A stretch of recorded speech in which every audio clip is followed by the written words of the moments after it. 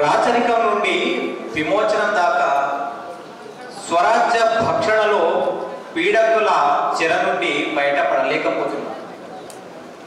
రాచరికం నుండి విమోచనం దాకా స్వరాజ్య భక్షణలో పీడకుల చెర నుండి బయటపడలేకపోతున్నాం. మతం ఏదైనా హితమే పలుకుతుంది, జాతి ఏదైనా మనిషిని జాగృతం చేస్తుంది. మతం మూర్ఖత్వాన్ని బోధించదు, కులము కుతంత్రం నేర్పదు.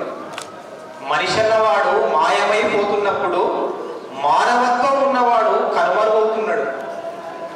జీవనదులు ఎన్నున్నా ఎండిన భూములే మెండుగున్నాయి.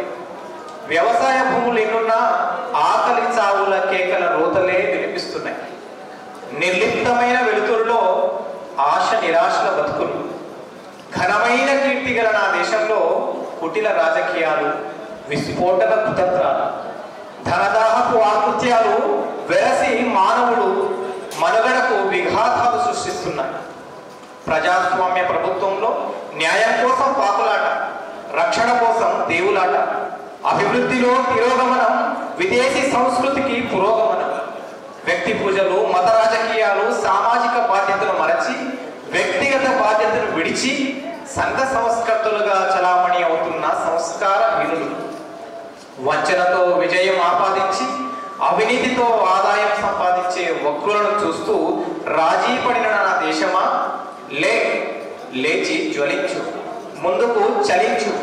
రాజ్యాంగ పరిరక్షణకు నేను సైతం అని నినదిస్తూ, రాజ్యాంగ పరిరక్షణకు నేను సైతం అని నినదిస్తూ లౌకికవాదానికి మరింత ఊతమివ్వాలి.